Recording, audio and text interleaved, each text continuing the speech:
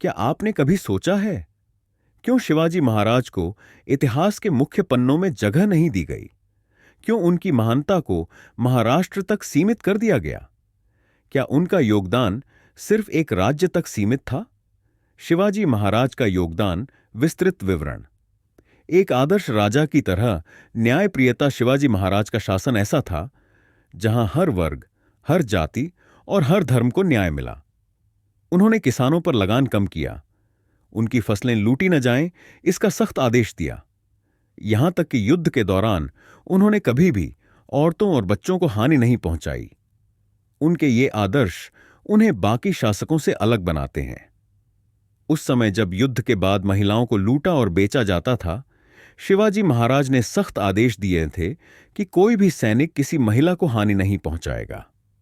कई युद्धों के बाद दुश्मनों की महिलाएं जब उनके पास पहुंची तो उन्होंने उन्हें न केवल सुरक्षित उनके घर वापस भेजा, बल्कि सम्मान के साथ विदा किया। यह एक सच्चे राजा की पहचान है।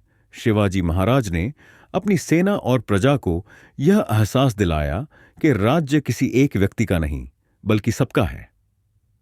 उनकी राजधानी रायगढ़ किला शासन का केंद्र नहीं, बल्कि प्रजा की सेवा का प्रतीक था। हर व्यक्ति को उनके दरबार में अपनी बात रखने का हक था। जब चारों तरफ दुश्मन थे, मुगल, पुर्तगाली, निजाम और अंग्रेज, तब शिवाजी ने न केवल तलवार बल्कि बुद्धिमत्ता से भी युद्ध लड़ा। उनका छापामार युद्ध दुनिया की सबसे प्रभावी युद्ध रणनीतियों में से एक माना जाता है। उनकी नौसेना इतनी शक्तिशाली थी कि पुर्तगाली और अंग्रेज उनसे डरते थे। यह उनके दूरदर्शी नेतृत्व का प्रमाण है। जब भारत के मंदिर और धरोहरें मिटाई जा रही थीं, शिवाजी महाराज ने उन्हें बचाने का काम किया।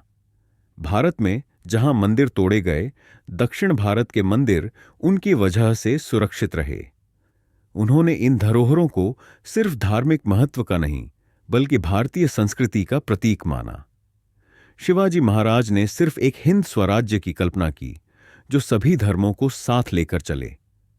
उनके दरबार में मुस्लिम मंत्री भी थे, जो यह दिखाता है कि उनका उद्देश्य धार्मिक नहीं, बल्कि भारत की आत्मा को बचाना था।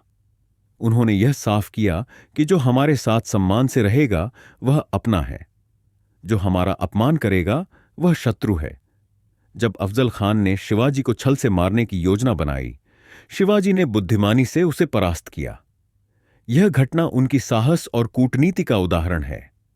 अंग्रेजों ने 17वीं सदी में भारत पर कब्जा करने की योजना बनाई थी। शिवाजी महाराज ने उन्हें इतनी बार रोका कि वे यह सपना अगले 100 वर्षों तक पूरा नहीं कर पाए। शिवाजी महाराज के बारे में अंग्रेज वायसराय लॉर्ड माउंटबेटन ने कहा था, अगर शिवाजी हमारे देश में जन्मे होते तो हम पूरे ब्रह्मांड पर राज करते। आज हमारी शिक्षा प्रणाली अधूरी कहानियों पर आधारित है। हम अपने नायकों को नहीं जानते।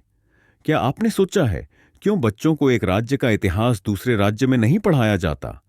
क्यों शिवाजी महाराज की महानता किताबों में सिर्फ एक अध्याय तक सीमित है? यह अधूरी शिक्षा हमें बांट रही है।